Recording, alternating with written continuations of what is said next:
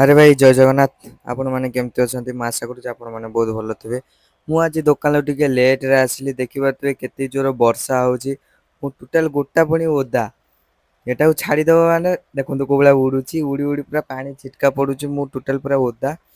ଆଜି ଟିକେ ଭିଡ଼ିଓ ଟିକେ ଏଡ଼ିଟିଂ କରୁଥିଲି ଆଉ ମନେ ନାହିଁ ମା ଫୋନ୍ କରିଥିଲା। ଲେଟ୍ ହେଇଗଲା ଆଜି।